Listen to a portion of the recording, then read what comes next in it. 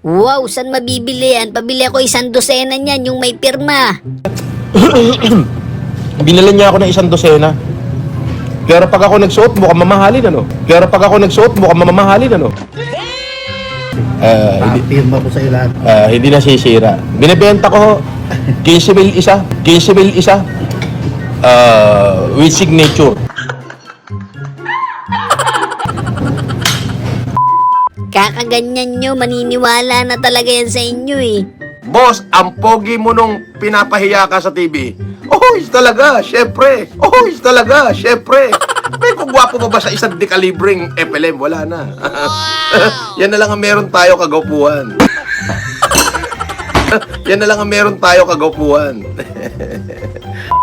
1,000 puno lang pala, akala ko 2,000 yun. Diba? Doon pa lang buhay na sila. Abay, 1,000 puno yun eh. Hindi naman biro yun, di ba?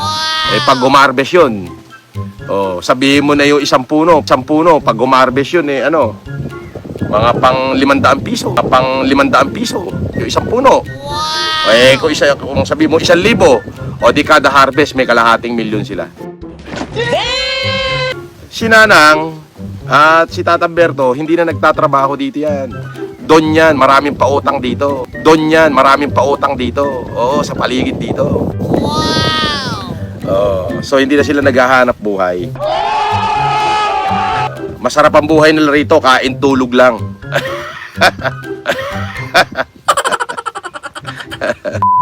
Iba talaga kapag doctorate ka, marami kang alam sa buhay. Ito yung kinain namin ni Casper. White and ano pala yan? Ube. White and ubing mais. Oo. At tawag dito, cross-pollination. Gago! Nagkaka-cross yung pollen ng mga mais. Kaya nagkaganto yung itsura. Di mo alam kung saan ka nalulugar no? Nagpanggap ka na naman daw na mahirap. Loko-loko talaga yon. Akala ko may mahirap na. Ngayong nakita nyo ako dito sa mahirap na katayuan, sasabihin nyo naman, nagpanggap na naman ako mahirap. Pag nasa hotel ako, sasabihin nyo, nagpapanggap akong mayaman. Ngayon nandito ako sa probinsya, sasabihin nyo, nagpapanggap akong mahirap. Ano ba talaga? Pag nasa hotel tayo, sasabihin, nagpapanggap kayong mayaman. Wala naman kayong makain. Pag kumakain tayo ng masarap, sasabihin naman, libre naman yan. Pati ba naman bagong tuli, pina-shoutout pa, no? Pa-shoutout kay John Michael Labagong Tuli. Ang bira naman kayo. Pati ba naman yung bagong tuli? Pa-shoutout nyo pa? Yung matutulog ka na lang nun, nabuisit ka pa. Sabi nito, hindi ko naman naiintindihan yung sinasabi mo. Diox XX Machina. Sir Idol, please po, I need answer lang po. Talaga kahit yes or no lang po na lang yun ko'y kailangan mahibalaan sa akong pagkatao, Sir Idol. Sa akong pagkatao, please po, dili na ako mangulit pa. Ano nga yun? Itihan niya sinasabi mo na yun eh. Ang aga-aga, binubuisit nyo si Idol Sabi mo marami kang pera, tingnan mo yung bubong mo, butas-butas. Tanga, hindi bubong. Kamalig tong kinalalagyan ko. Ano ba ibig sabihin ng kamalig? Lalagyan ng mais. Bonjing ka rin, ano? O yun. Parang di naman puno ng saging yun, Idol. Sa'yo ba yung malawak na lupain na yan na nasa likod mo? Ayun, nakita mo yung mga sagingan na yan, yung libu-libong puno na saging. Kay Tatamberto yon, hindi sa akin. Dating akin, pero kanila na. Di ba? Nakaka-proud talaga, lalo na kapag may sarili kang poste. Boss, hindi yata alam ng mga basher kung ano itsura ng probinsya. Naghahanap ng hotel Salute, boss.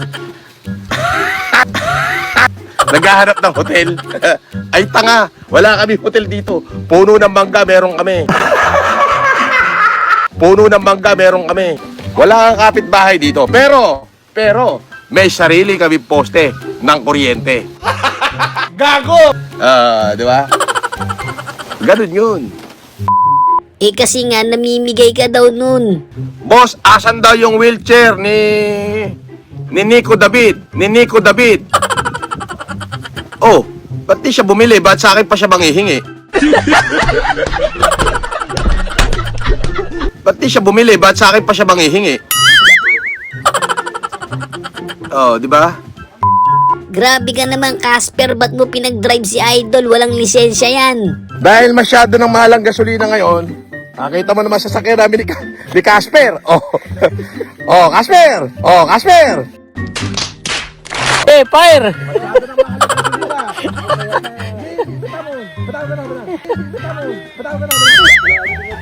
Oh, ayan na.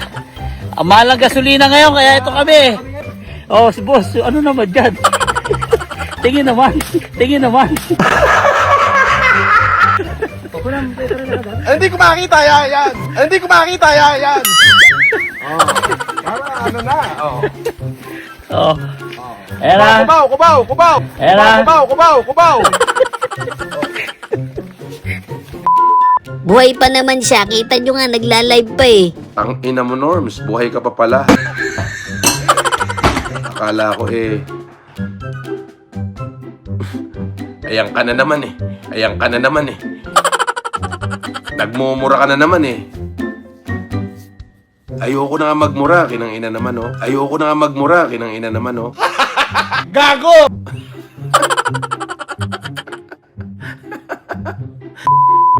Iba ka talaga, Idol. Biruin mo, naka-stem cell ka.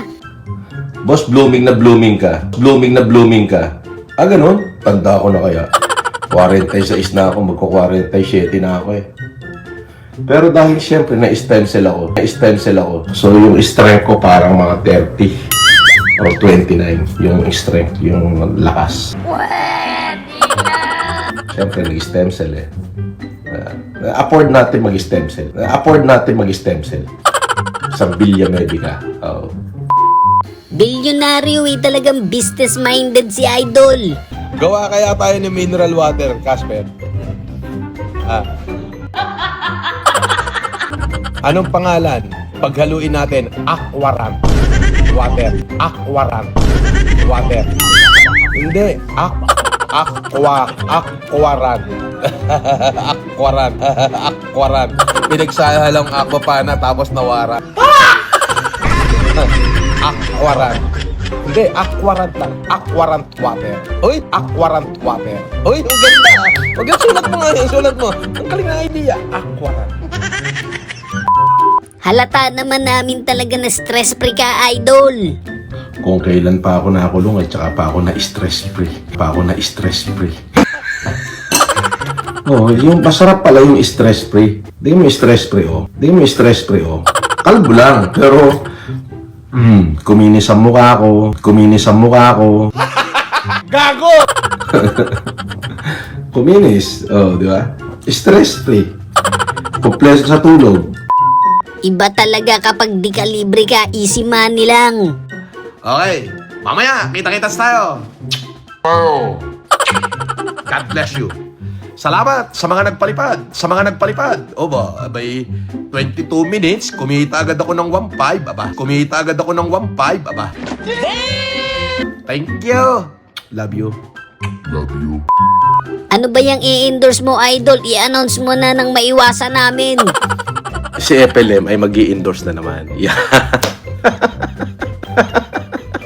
Ang abangan nyo yung pinakadulo, ang tindi nun. Buta magigiyang kayo lahat. Ha? Wala kaming pakialam! Nangyari pa talaga yan, puta. Putik. Matibay, oo. Puta, hindi pala talaga nila yayaka. Yung mga gano'n, mga issue. Yan. Basta FLM, hindi nyo talaga kakayanin yan. Merong mukhang tanga.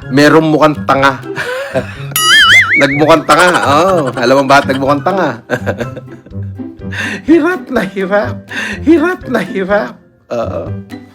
Kung paano sisiraan ng isang FLM. And yet, hanggang ngayon, hindi pa nagtatagumpay. Baka Norman yan, di nyo talaga kakayanin yan, mga boy. Itong dalawang balita ko, nakakasiyak talaga. na sa kabila ng putik. Alam mo yung biglang na reverse? Biglang na reverse? Oo. Kumbaga, kinambyo ng paabante. Pa! Inarangkada ngayon. Gago! Pag arangkada, kusang bumalik sa atras yung kambyo. So, paatras yung takbo. Hindi pa sulong.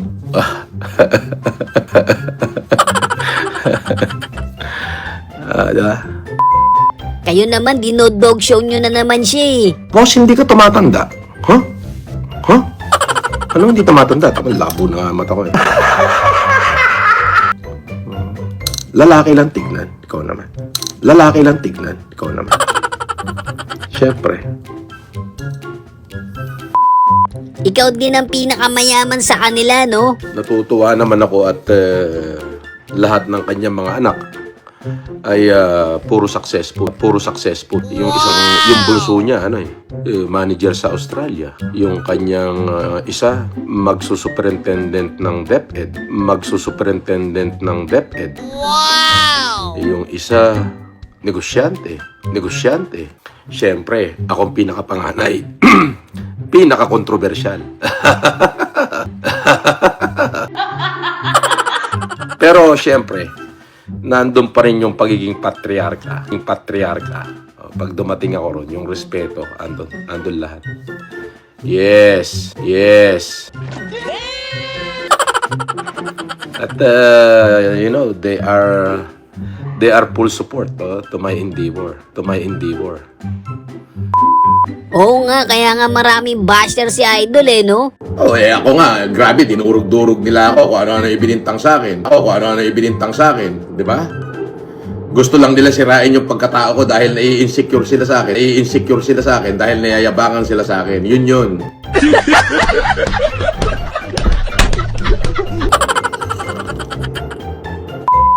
Isang beses lang naman pala patawarin nyo na. Nanlamang sa kapwa, ni minsan di ko pa nagawa yan. Nung bata ako, nanlalamang ako sa nanay ko.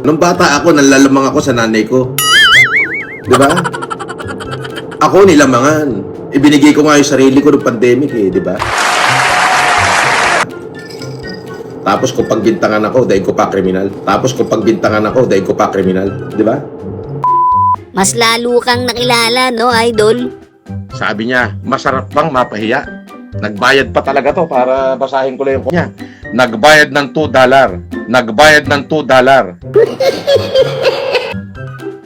Mas lalo ko sumikat. Mas lalo ko minahal na tao.